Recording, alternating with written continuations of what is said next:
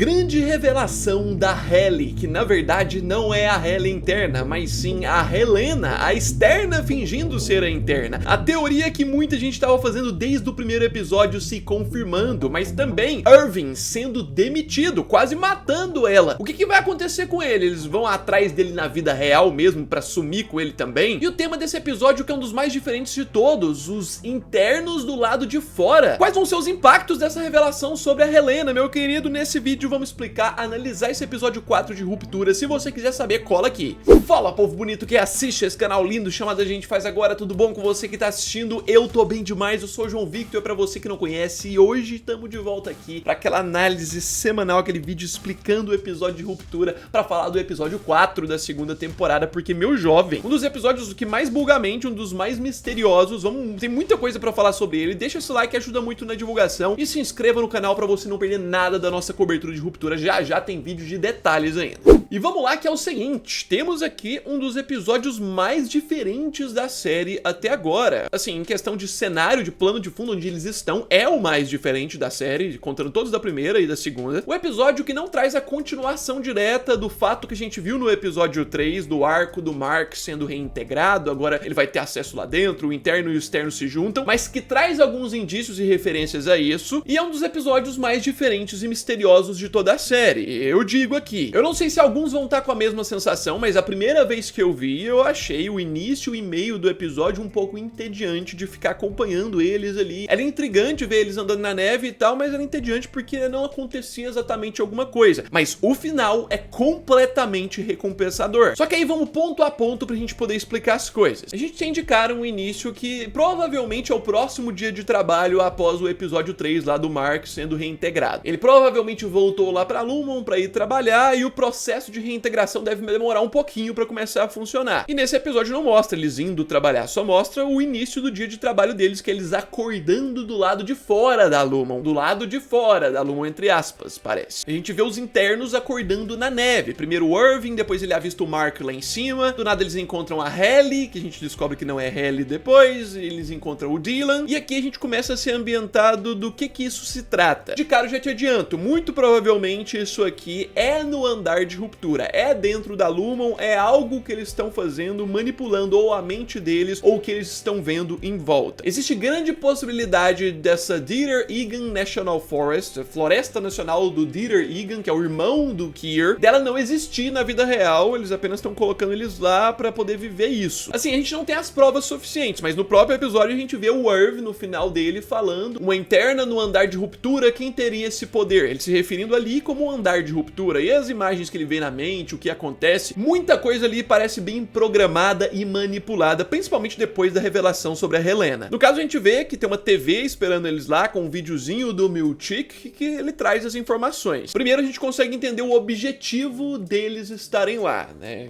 O objetivo que o Milchick fala, que é pro bem-estar. O nome da atividade é Ortbo, né, em inglês, um dia de trabalho do lado de fora e tudo mais, que tem o objetivo de responder os desejos deles de conhecerem o mundo do lado de fora, porque a gente tá tratando aqui dos internos, e os internos eles não conhecem lá fora, nem sabem como é que é. Então aqui é meio que mais da Lumon tentando aquelas estratégias pra fazer eles se sentirem bem nessa temporada. No primeiro episódio a gente viu um pouco disso com o videozinho que o Milchick mostra pra eles, que agora vai ser reformado ali, tudo vai melhorar, né, depois daquela revolta deles. Agora vai poder ter relacionamentos, o próprio Dylan tem um benefício adicional dele separado, né, que é ter a salinha pra ele poder encontrar com a esposa, que a gente viu no outro episódio. E aqui é mais uma estratégia pra Lumon trazer eles pro lado deles. Tipo, olha, o que a gente tá fazendo? Vocês podem sair, olha como é que é diferente agora. Só que assim, eu fiquei muito na dúvida, sabe? Eu fiquei muito tentando refletir sobre como levaram eles pra lá. Você parou pra pensar nisso? Como é que os personagens foram parar ali? Será que os externos deles receberam uma carta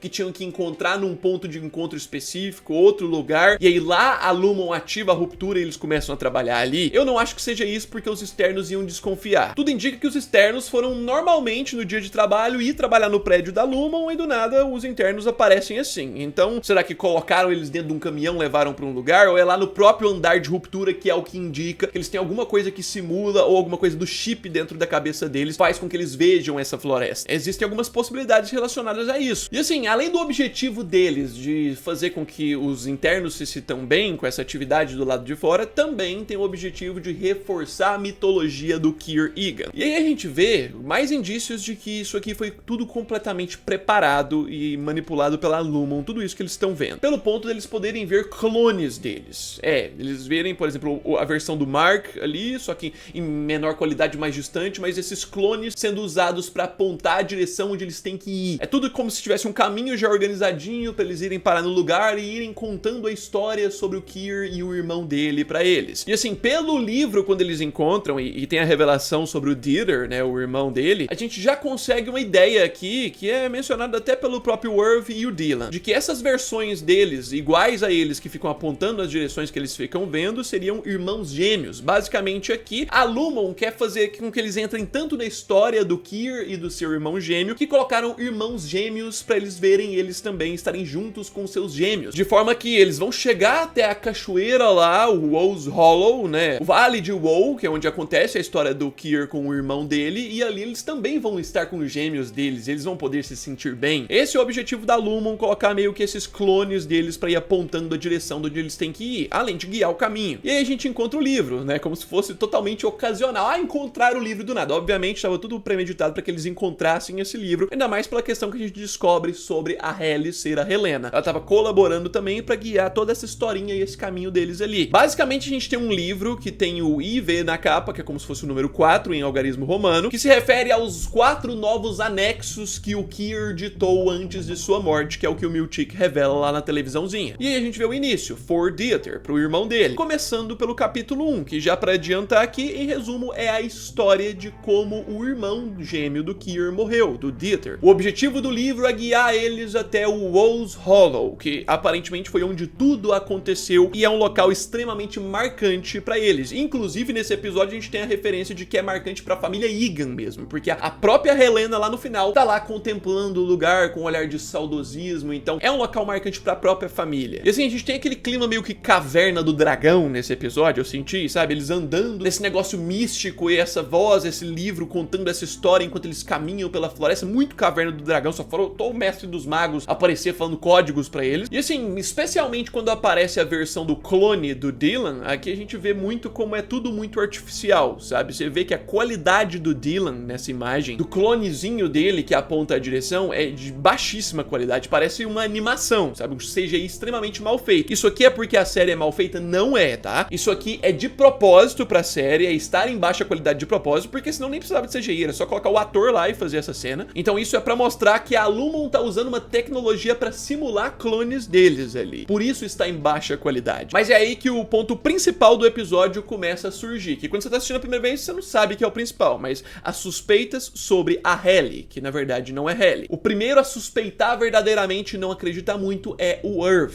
aquele cara extremamente desconfiado e é o mais problemático nesse episódio. Tipo, por que que o Irv aqui de início já não tava acreditando na Helena? Primeiro ponto é que ele achou muito estranha a história que ela contou sobre sua externa. Em meio a diversas histórias interessantes de cada um e impactantes, a Halle só contou uma história superficial de que não foi muito interessante no momento que ela saiu, e depois a gente vê que tem um aspecto que ele meio que vê muito como mentira, a questão do jardineiro que trabalha à noite. Mas tipo, ele questiona isso em relação ao Mark, fala que não confia muito, mas o Mark tá bem seduzido por ela. E aqui você vê como as coisas que a gente falava dos outros episódios estavam muito certas. A Helena aproveitou muito da oportunidade que a Halle beijou o Mark na primeira temporada, tem lá a cena dela assistindo na câmera o beijo, pra poder utilizar dessa questão de sentimentos do Mark pra manipular ele mais. E o Mark não estar acreditando que a Halle pode não ser a Halle verdadeira e tal, significa que ela manipulou certinho. Significa que a estratégia da Helena sentimental deu certo. E eu fico pensando, tipo, depois do que acontece aqui, porque eles têm relações sexuais e tem outras coisas, como que isso não vai afetar o Mark de uma forma sinistra depois? Mas aí a gente segue, tem aquele animal misterioso que eles encontram na floresta, e no final das contas eles chegam no Woe's Hollow, né, no vale lá, na tal da cachoeira que o Milchick se apresenta pra eles, e aqui já tem um ponto muito interessante que você vê a clara manipulação. Tipo, no primeiro episódio a gente gente vê que eles manipulam, mas não tem tanta qualidade na manipulação. Lá com aquela cena quando o Milchick entrega o jornalzinho pro Mark e fala, ó, vocês ficaram famosos lá fora, e tem aquela foto deles no carro, que é claramente uma foto feita por Photoshop. Aqui é outra coisa, só que essa aqui vai fazer eles acreditarem porque eles não têm tanta noção do mundo lá fora, né? Aqui ele aponta pra cachoeira e fala, ó, essa aqui é a maior cachoeira do mundo. Quando você olha pra cachoeira, pro lugar, você fica assim, maior cachoeira do mundo? Você tá de brincadeira com a minha cara? Sim, é completamente ridículo, mas aí você pode pensar, por que eles não suspeitam de cara com uma mentira descarada dessa? Porque eles são internos, eles não têm noção do mundo lá fora, então eles não têm métricas pra saber se realmente essa é a cachoeira maior do mundo ou não. Então é fácil pro Milchick fazer eles acreditarem nisso. E aí a gente segue com essa questão do bom tratamento, o acampamento extremamente aconchegante, que tem comida, que tem abrigo, tudo muito bom. A gente vê que a senhorita Huang tá lá, esperando também, ajudando em tudo isso. Mas o foco mais importante começa a vir aqui novamente, com o Irv confrontando a Halle diretamente, confrontando a Helena, falando pra ela contar mais sobre aquela noite, sobre a questão do que ela viu quando ela saiu lá, e ela simplesmente não respondendo ele, falando que já contou. E ela não responder ele aqui foi o primeiro ponto importante pra ele começar a concluir que realmente essa não era a Halle. Tipo, eu confrontei ela, ela tá meio sem graça e ela não quer me contar a verdade, sendo que o ponto de gota d'água pra ele decidir que ela realmente não é a Halle é na questão da fogueira lá. Porque aí a gente tem o Milchick lendo com todo aquele clima sinistro a história lá do Keir e do Dieter, dos dois irmãos, a história terrível de como o Dieter morreu, pesada. Sendo que no meio dessa história aqui a gente tem um ponto importante que vai se conectar lá na frente com o Irv. É contado que o Keir aparentemente encontrou uma noiva de uma estatura muito baixa e magra, e a gente tem a imagem dela. É como se fosse um mito, uma história mitológica sendo contada, ele só aumentando a mitologia e dando densidade pra essa questão do Keir pra eles que trabalham. Mas é aí que a gente tem um ponto onde tudo desanda, com a Halle e o Mark rindo disso, ele zoando com isso. O Mark aqui entrando muito na da Halle, ele muito provavelmente não achou muito engraçado aqui, tá? Eu te falo, mas ele entrando muito pela questão de sentimentos que ele tem com ela. O Dylan entrando também porque ele viu que os dois riram, mas ele ficando um pouquinho mais sério. E o Irv claramente achando isso tudo muito artificial. E é aqui que acontece a gota d'água pra ele concluir que aquela ali não é a Halle. A gente tem ele confrontando ela mais uma vez e pedindo pra ela poder falar sobre o jardineiro noturno, o jardineiro que trabalhava à noite, que além dela não responder, ela é extremamente rude e grossa com ele. E a partir desse aspecto emocional dessa Halle aqui, que ele percebe que não é a Halle. Tipo, foi uma somatória de fatores na mente do Irv que ele já estava suspeitando. Isso pode trazer, inclusive, referências pra gente de como é que deve ser o Irv externo, tá? Nos próximos episódios, aparentemente, a gente vai ter mais indícios do Irv externo. Tipo, agora o interno deixa de existir, mas o externo a gente viu pelas questões da primeira temporada e do início dessa segunda, que ele investiga a Lumon, então não é algo simples. Ele já é uma pessoa que investiga demais, que vê detalhes, e por isso esse Irv interno consegue ver os detalhes também. E aí a gente tem um ponto, né? Enquanto o Irv sai sozinho pra procurar o Milchick, a gente tem o Mark, né? Naquela,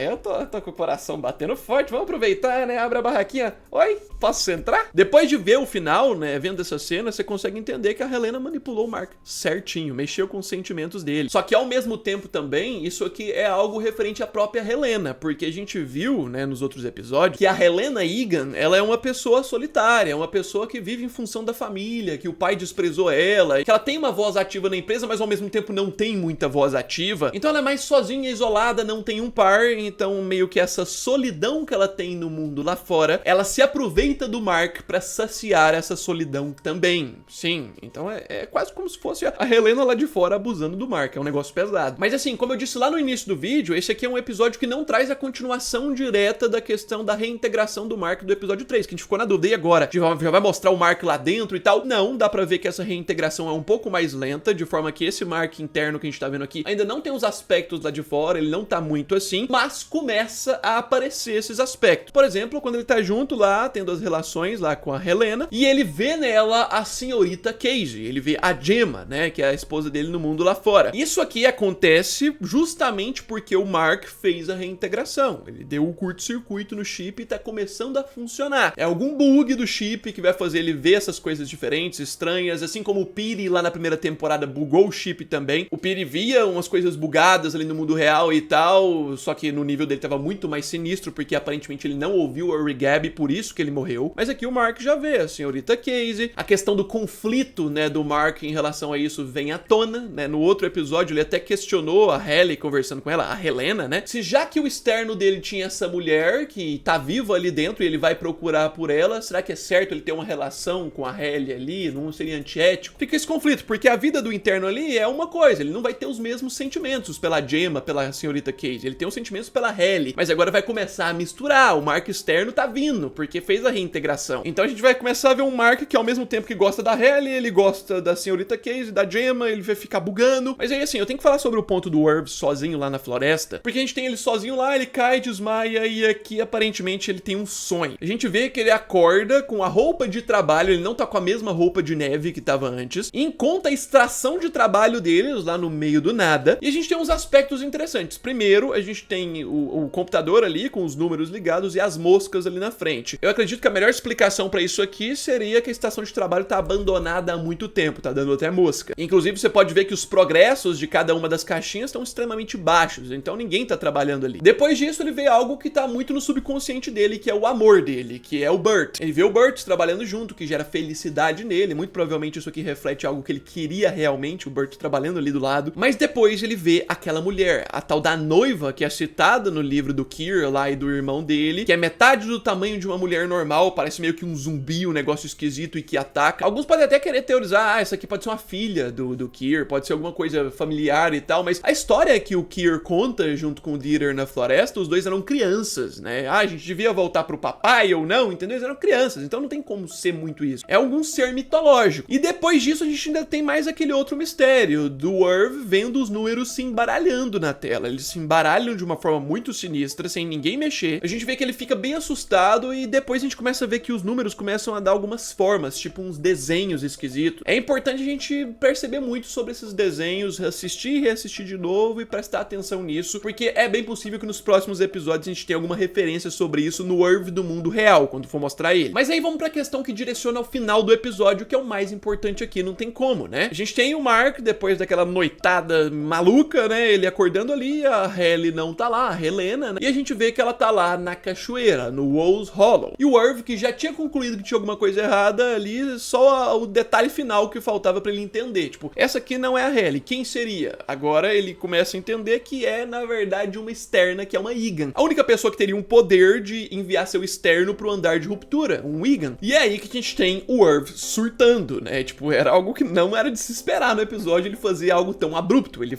chega num patamar de loucura aqui sinistro. Em tese é justificável pra ele trazer a verdade. Se ele não tivesse feito isso, ele não ia conseguir mostrar a verdade pra todo mundo. Então aqui o Irv meio que se sacrifica, né? Ele tá ali, quer provar pros outros que aquela ali não é a Halle, é a externa dela, a Helena. E é por isso que ele afoga ela, né? Ó, eu vou matar ela mesmo se você não revelar que isso aqui é a externa. E aí a gente tem a quebra, né? A gente tem a prova final, se alguém ainda tava duvidando, a gente tem ela mesmo falando, certo? Faz isso! E é interessante ver o Seth pedindo pra ativar a ruptura, dizendo o seguinte: remova o bloco de Glasgow agora. Tipo, se referindo a Helena como se fosse o bloco de Glasgow, né? Essa infiltrada. Isso não ficou muito claro o que é. É um termo que eles dão pra essa infiltração da Helena, aparentemente. E aí você pode se perguntar, João Vitor, desde quando aquela ali é a Helena e não a Halle? Tudo indica que desde os eventos do final da primeira temporada. Depois de toda aquela revolta dos macrodados, aquela saída deles, no início dessa segunda temporada, quando mostra a Halle abraçando o Mark, chegando lá no elevador, ali já era a Helena atuando, fingindo que era a Halle. Mas assim, teve uma cena ali que me deixou maluco, assim, sinistro de raiva quando eu assisti, que foi o momento do Milchick gritando com o Irving. Ele gritando, vem aqui agora, se vire aqui agora, gritando, tipo, de uma forma muito grosseira. Naquele momento que o Irv vai e fica frente a frente dele,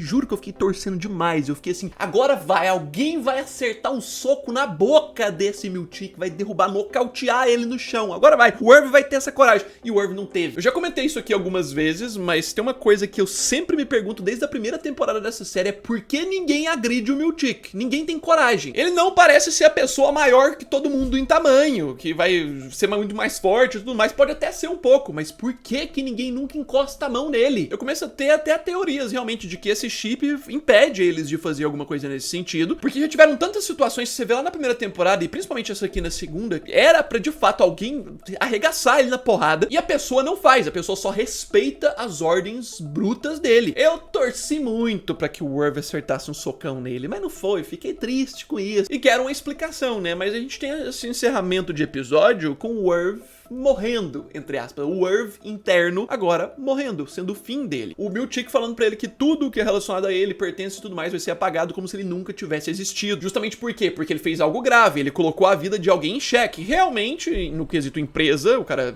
quase assassinou alguém, ok. O negócio é que a empresa tá muito mais errada do que tudo isso, né? A grande verdade é essa, eles estavam enganando. O Milchick briga com o Irv como se eles estivessem certos em colocar a Helena externa ali como infiltrada, né? E sendo que não estão. Estão enganando eles, sempre enganando o tempo inteiro. Esse episódio é um engano em todos os pontos. Então assim, aqui em tese voltou a Halle, né? A Halle realmente, a Halle R, a interna mesmo, aquela revoltada que a gente viu na primeira temporada. E eu fico imaginando a cabeça dela, coitada. Tipo, ela voltou depois dos eventos da primeira temporada, depois da revolta deles, volta sendo afogada. Por que estão me afogando? O que eu tô fazendo nessa floresta? E o Mark agora vai ter a visão aberta. Será que o Mark agora vai ir mais pra ação? O Mark interno agora vai ficar um pouco mais ligado ainda sobre a manipulação? E a questão do próprio Milchick, você consegue imaginar agora o tanto que ele vai se lascar pelo que ele deixou acontecer, meu jovem? Meu jovem, a gente vai comentar mais sobre isso, mas mais um episódio muito interessante, e esse aqui é um dos mais diferentes da série. Diria que o episódio 3, ele tem um andar da história mais dinâmico do que esse, que é só o foco no mesmo lugar, mas o final é muito mais revelador do que os outros. Quero que você coloque o que você acha nos comentários, não deixe de se inscrever no canal pra você não perder nada, já tem vídeo de detalhes desse episódio. Deixa esse like, ajuda muito na divulgação desse vídeo, já eu tô de volta. No mais, é isso aí, um abraço,